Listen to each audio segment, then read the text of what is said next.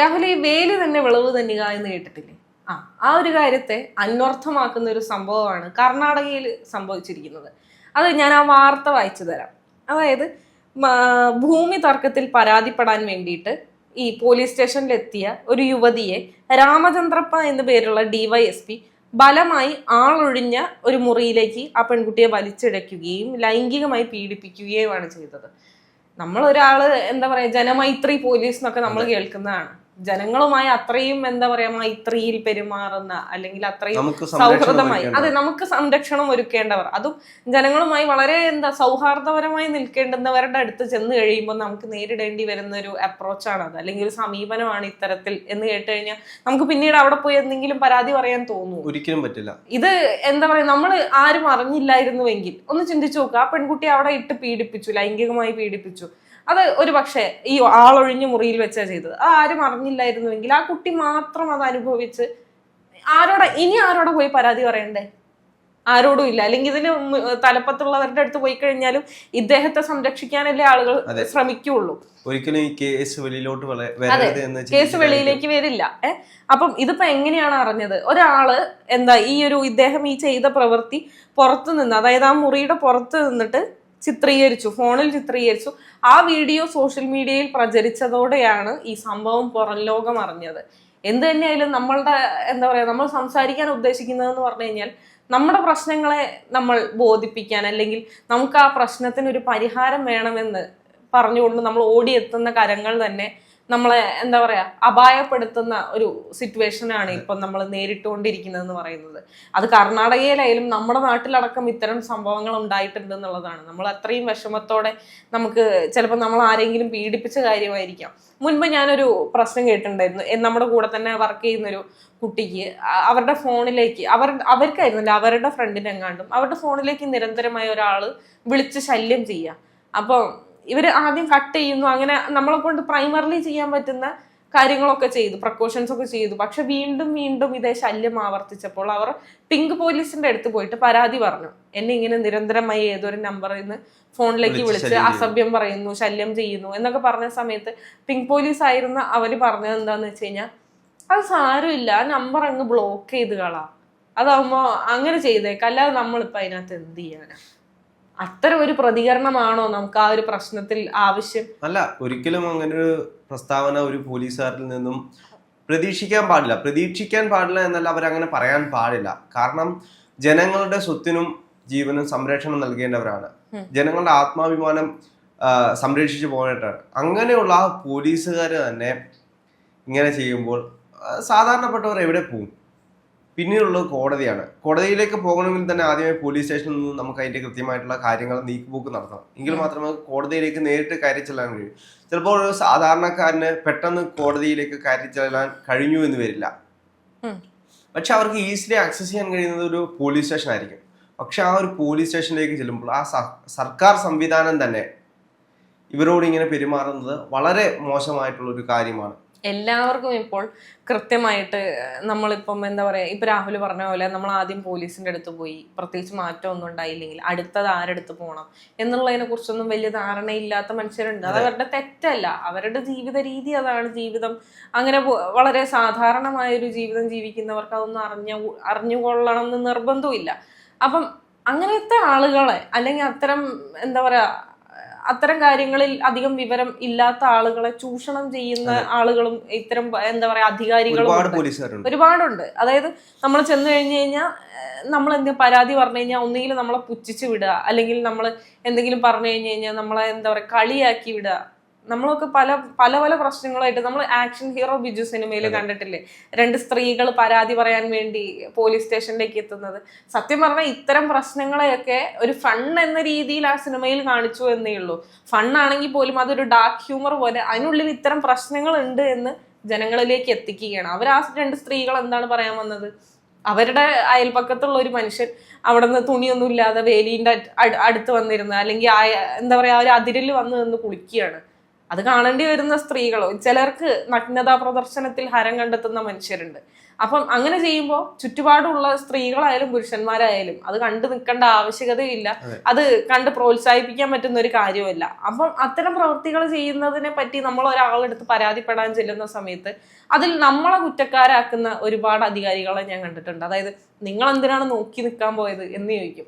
നമ്മൾ നോക്കി നിൽക്കാൻ പോയതാണോ, അല്ലെങ്കിൽ എന്താ പറയാ, നമ്മൾ ഇവിടെ നിന്ന് കുളിക്കൂ ഞങ്ങൾ കാണട്ടെ, അങ്ങനെ പറഞ്ഞതുമല്ല. പക്ഷെ നമ്മളെ കുറ്റം പറയാ അല്ലെങ്കിൽ നമ്മളെ കളിയാക്കുക, അങ്ങനത്തെ ഒരു വലിയ, ഞാൻ ഒരുപാട് സിനിമകളിലടക്കം കേട്ടിട്ടുണ്ട്, അല്ലാതെ പലരുടെയും അനുഭവങ്ങളായിട്ടും കേട്ടിട്ടുണ്ട്. അതായത് അടിപൊളി വിഷ്വൽ ട്രീറ്റ് തന്നെയാണല്ലോ, ഇനിയിപ്പോ എന്തിനാണെന്ന് വീട് മാറി പോണേ, അല്ലെങ്കിൽ ഇനിയിപ്പോ എന്തിനാ പരാതിപ്പെടണേന്നൊക്കെ നമ്മൾ ഇത് കാണാൻ ആഗ്രഹിക്കുന്ന ആളുകളല്ല. അത് നിസ്സാരവൽക്കരിക്കുക അല്ലെങ്കിൽ പരാതി പറയാൻ പോയവനെ എന്താ പറയാ കളിയാക്കി വിടുക. നമ്മൾ നമ്മുടെ വിഷമമാണ് പറയാൻ പോയത്, അല്ലെങ്കിൽ നമുക്കൊരു പ്രശ്നമുണ്ട്, ആ പ്രശ്നം പരിഹരിക്കപ്പെടണം. എന്തുകൊണ്ടാണ് ആളുകൾ എന്താ പറയുക, ഇപ്പൊ ഇന്നുകൂടി ഞാനൊരു വാർത്ത വായിച്ചിട്ടേ ഉള്ളൂ, ഒരു പെൺകുട്ടിയെ ഫോണിൽ തന്നെ ഇതേപോലെ വിളിച്ച് ശല്യപ്പെടുത്തുക, മെസ്സേജ് അയച്ച് ശല്യപ്പെടുത്തുക അങ്ങനെ ചെയ്തു ഒരു അപരിചിതൻ. അപ്പം എന്താ പറയുക, കുറെ ഈ കുട്ടി ഇതേപോലെ നിരാകരിക്കാൻ അല്ലെങ്കിൽ അവഗണിക്കാൻ ശ്രമിച്ചു, പക്ഷെ ഒരു രക്ഷയില്ല. ഇയാള് എന്തിനൊക്കെയോ വേണ്ടി ആവശ്യപ്പെടുക ഈ പെൺകുട്ടീൻ്റെ അടുത്ത്. അവസാനം ഈ പെൺകുട്ടി ബന്ധുക്കളെ വിവരം അറിയിച്ചു, എന്നെ ഇങ്ങനെ വല്ലാതെ ബുദ്ധിമുട്ടിക്കുന്നുണ്ട്, എനിക്ക് ഒരു രക്ഷയില്ല എന്ന് പറഞ്ഞപ്പോൾ ബന്ധുക്കളെല്ലാവരും കൂടി സംഘടിച്ചുകൊണ്ട് ആ പെൺകുട്ടിയോട് പറഞ്ഞു കൊടുത്ത് അങ്ങനെ ഒരു മെസ്സേജ് ആക്കി. അതായത് ഇന്ന സ്ഥലത്ത് വാ, നമുക്ക് കാണാം, നമുക്ക് സംസാരിക്കാം എന്നൊക്കെ പറഞ്ഞ് മെസ്സേജ് അയക്കാൻ പറഞ്ഞു. അപ്പൊ ആ പെൺകുട്ടി അങ്ങനെ അയച്ചു. അപ്പം ആ ആള് കൃത്യം സ്ഥലത്ത് കൃത്യ സമയത്ത് തന്നെ എത്തി. പിന്നീട് നടന്നത് ചരിത്രമായിരുന്നു. കാരണം പിന്നീട് അത് കൈകാര്യം ചെയ്തത് ബന്ധുക്കളായിരുന്നു. എന്തുകൊണ്ടാണ് നമുക്ക് അവിടെ അതിനെ ഒരു പരിധി വരെ നമുക്ക് നന്നായി അത് എന്ന്, അല്ലെങ്കിൽ അത് ശരിയായി, അല്ലെങ്കിൽ അതിന് പൂർണ്ണമായി തെറ്റ് പറയാൻ പറ്റാത്തത്? നമ്മൾ ഈ മേലധികാരികളുടെ അടുത്ത് ചെന്ന് കഴിഞ്ഞ് കഴിഞ്ഞാൽ അവർ നമ്മളോട് കാണിക്കുന്ന അനാസ്ഥ കൊണ്ടാണ് നമ്മൾ സ്വയമേവ ഇത്തരം ആളുകളുടെ കാര്യത്തിൽ കൈയോങ്ങി പോകുന്നതോ അല്ലെങ്കിൽ നമ്മൾ ആ പ്രശ്നം പരിഹരിക്കാൻ ഇറങ്ങിത്തിരിക്കേണ്ടി വരുന്നത് എന്ന് പറയുന്നത്. ഓരോ മനുഷ്യന്റെയും അന്തസ്സ് എന്ന് പറയുന്നത് അവന്റെ ജീവിതത്തോട് ചേർത്ത് വെക്കുന്ന ഒരു കാര്യമാണ്. അവന്റെ അന്തസ്സും ആത്മാഭിമാനവും സംരക്ഷിക്കേണ്ടത് അവന്റെ മാത്രം ഉത്തരവാദിത്തമല്ല, നമ്മുടെ ഭരണഘടനയുടെ ഉത്തരവാദിത്തമാണ്. ആ ഭരണഘടന കൃത്യമായി കൈകാര്യം ചെയ്യേണ്ട ഒരു സംവിധാനം ഈ രീതിയിൽ പെരുമാറുമ്പോൾ സാധാരണക്കാരാണ് ബുദ്ധിമുട്ടുന്നത്. അവരുടെ ബുദ്ധിമുട്ടുകൾ കേൾക്കാൻ മറ്റൊരു ഇടം ഇല്ല എന്നത് യാഥാർത്ഥ്യമാണ്. പലപ്പോഴും ഇങ്ങനെ വരുന്ന കേസുകളെ ഇവർ നിസ്സാരവൽക്കരിക്കും. കാരണം പോലീസുകാരെ സംബന്ധിച്ച് അവർക്ക് ഒരുപാട് മറ്റ് വലിയ വലിയ കേസുകൾ ഉണ്ടാകാം. അല്ലെങ്കിൽ നമുക്കറിയാലോ, ഡെയിലി ഒരു 1000 കേസുകൾ കൈകാര്യം ചെയ്യുന്ന പോലീസുകാരാണ് നമുക്ക് ചുറ്റുമുള്ളത്. അത് അവരുടെ ജോലിയുടെ ഭാഗമാണ്, അവർ വൃത്തിയായി ചെയ്യുന്നുമുണ്ട്. പക്ഷേ ചില കേസുകൾ വരുമ്പോൾ അതിനെ എപ്പോഴും നിസ്സാരവൽക്കരിച്ച് വിടുന്ന ഒരു തരത്തിൽ നമ്മൾ പലപ്പോഴും കാണുന്നുണ്ട്, കേൾക്കുന്നുണ്ട്. പലയിടങ്ങളിൽ നിന്നും പല ആളുകളും പറയുന്നതാണ്. ഈ സാധാരണ പാവപ്പെട്ട അമ്മമാരൊക്കെ വന്ന് കുറേ നേരം ഇങ്ങനെ കാത്തു കെട്ടി കിടന്നിട്ട് അവരെയൊക്കെ ഒരു എന്താണ് ശല്യം, ആ ഒരു രീതിയിലാണ് ഇവരെ കാണുന്നത്. ഇവർക്കൊന്നും വേറെ പണിയില്ലേ. പലപ്പോഴും അവരെ ഒന്ന് മര്യാദയ്ക്ക് ട്രീറ്റ് ചെയ്യാറില്ല. അവരെ ഒരു മോശമായിട്ടാണ് പലപ്പോഴും കാണുന്നത്. ഇവരുന്നുണ്ട്, എല്ലാ ദിവസവും വരുന്നുണ്ട്.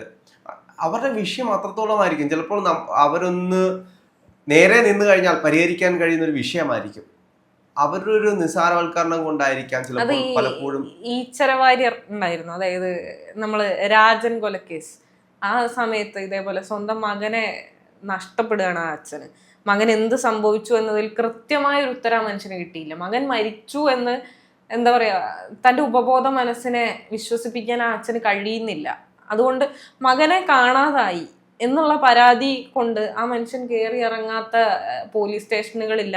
അല്ലെങ്കിൽ നമ്മളിപ്പോൾ ഈ ഇടെ കണ്ട ഒരു സിനിമയാണ് കിഷ്കിന്ധാകാന്ഡം എന്ന് പറയുന്നത്. ആ സിനിമയിൽ നമ്മൾ കാണുന്നുണ്ട്, അതിൽ ആസിഫ് അലിയുടെ മകൻ മരിച്ചുപോയി എന്ന് അവർക്കറിയാം. എന്നിരുന്നാൽ പോലും അവിടെ ഇങ്ങനെ ഒരു ബോഡി കിട്ടി, അല്ലെങ്കിൽ ഒരു കുഞ്ഞിനെ കിട്ടി, ഒരു കുട്ടിയെ കാണാതായ കിട്ടിയിട്ടുണ്ടെന്ന് പറയുമ്പോൾ അവർ അന്വേഷിക്കാൻ പോവാണ്. അതേപോലെ ഈ അച്ഛനും അറിയാം തൻ്റെ മകൻ മരിച്ചുപോയി എന്നറിയാം. പക്ഷെ അത് അദ്ദേഹം തൻ്റെ ഭാര്യയെ അറിയിച്ചില്ല, അതായത് രാജന്റെ അമ്മയെ അറിയിച്ചില്ല. അമ്മ അതറിയാതെ സ്വന്തം മകനെ കാണാൻ കഴിയാതെ മനം പൊട്ടി മരിച്ചുപോയി. പക്ഷെ ഇദ്ദേഹം സ്റ്റിൽ അന്വേഷിച്ചുകൊണ്ടിരിക്കുക, എൻ്റെ മകൻ എവിടെയോ ജീവനോടെ ഇരിപ്പുണ്ട് എന്നൊരു പ്രതീക്ഷയാണ്, ഉള്ളിലെ ഒരു ആശയാണ്, പ്രത്യാശയാണ്. ആ പ്രത്യാശ കെടാതെ അദ്ദേഹം എന്താ പറയാ, ഓരോ മൃതദേഹങ്ങൾ കണ്ടു കിട്ടി എന്ന് പറയുമ്പോഴും, അല്ലെങ്കിൽ ചില ആളുകളെ കാണാതായത് തിരിച്ചു കിട്ടി എന്നൊക്കെ പറയുന്ന സമയത്തും ഈ അച്ഛൻ കാണാൻ പോവാണ്. അങ്ങനെ പോകുന്ന സമയത്ത് എന്താ പറയാ, എന്തുകൊണ്ടാണ് അദ്ദേഹത്തിന് അങ്ങനെ പോകേണ്ടി വരുന്നത്? അല്ലെങ്കിൽ അദ്ദേഹത്തിന്റെ മകന്റെ മരണത്തിൽ കൃത്യമായ ഒരു ഉത്തരം എന്തുകൊണ്ടാണ് ലഭിക്കാത്തത്? അന്നുണ്ടായിരുന്ന ജയറാം പടിക്കൽ എന്നൊക്കെ പറയുന്ന പോലീസുകാരുണ്ടായിരുന്നു, വളരെ നിഷ്ഠൂരമായി പെരുമാറിയ കുറെ പോലീസുകാർ. ആ പോലീസുകാരൊക്കെ എന്താ പറയാ, ഇദ്ദേഹത്തെ ഇട്ട് കളിപ്പിക്കുകയാണ്. അദ്ദേഹത്തിന് കൃത്യമായ ഒരു ഉത്തരം നൽകുന്നില്ല. ഈ രാജൻ എന്ന് പറയുന്ന ആൾ ഇത്തരം ക്രൂരകൃത്യം ഒന്നും ചെയ്ത ആളല്ല. അവർക്ക് ആള് മാറി ആ രാജനെ കൊന്നതൊക്കെയാണ്. എന്നിരുന്നാൽ പോലും ആ അച്ഛന് കൃത്യമായ മറുപടി കൊടുക്കുന്നില്ല. അയാളെ ഇട്ട് വലിപ്പിച്ചുകൊണ്ടിരിക്കുക. അയാൾ മരിക്കുന്നിടം വരെ അയാൾക്ക് അതിനൊരു ഉത്തരം കിട്ടാതെയാണ് ഈശ്വര വാര്യർ മരിക്കുന്നത്. അതേപോലെ തന്നെയാണ് നമ്മുടെ നാട്ടില് നമ്മൾ എന്താ പറയുക, ഇതൊന്നുമല്ലാത്ത വളരെ നല്ല സ്വഭാവമുള്ള, വളരെ നല്ല മനസ്സിനുടമകളായിട്ടുള്ള പോലീസുകാരുമുണ്ട്. അവരെ ഒന്നും നമ്മൾ തള്ളിക്കളയുകയോ കാണാതെ പോയി അവർക്ക് നേരെ കണ്ണടയ്ക്കുകയോ ചെയ്യുന്നതല്ല.